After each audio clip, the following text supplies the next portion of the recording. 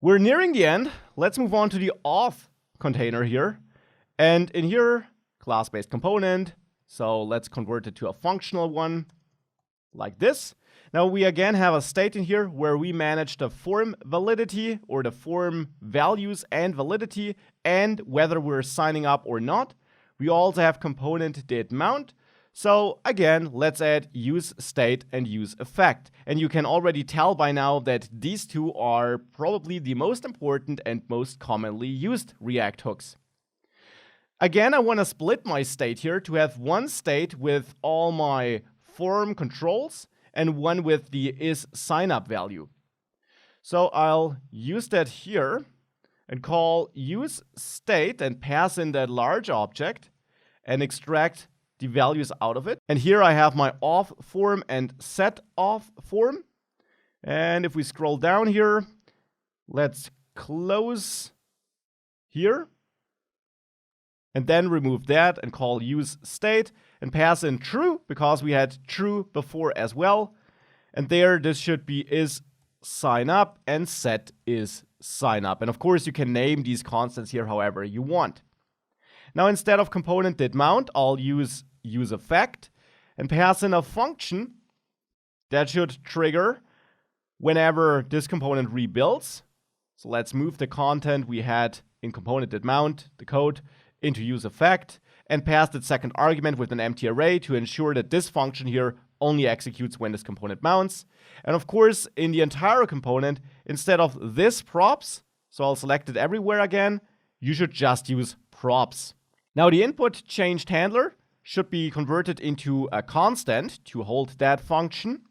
And when we use this state controls here, we don't want to use this state controls.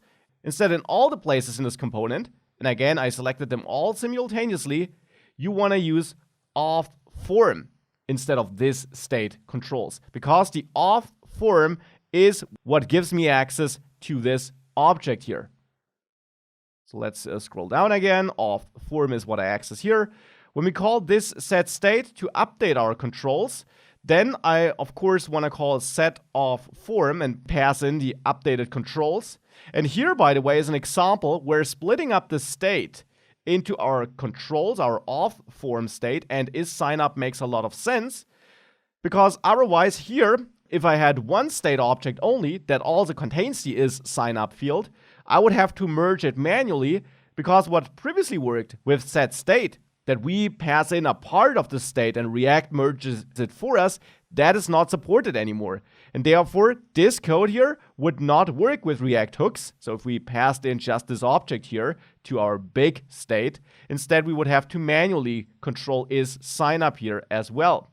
Now, of course, we don't have to do that when we're using two different state fields or use state calls. The submit handler is converted to a constant.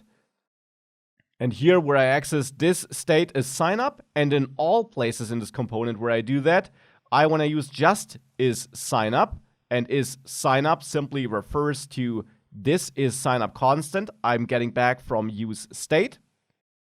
The switch off mode handler should be converted to a constant too. And when I call this set state and toggle my sign up state, I call set is sign up and simply set this to what is sign up is currently not. Simple as that. Remove the render method call here and remove one closing curly brace like this. And let's now make sure that all the places where you use this keywords, you remove this, because we can call our functions that we declared with the const keyword up there, these functions here, just like that. Now at the very bottom, you also want to change that name you're exporting, so the name of the constant that holds the functional component. And now let's search for this. Yep, this needs to be changed to just input changed handler, and that is all. So now the auth component should also work again. Let's log out and see ourselves. If I switch to sign in, yeah, seems to work. Now let me try logging in here. That also works. So auth container is converted. Let's continue with logout, because that also is a class-based component. So here I'll also convert this to a functional component. I'm using component did mounted here, so it's time for use effect. And therefore here I call use effect like this.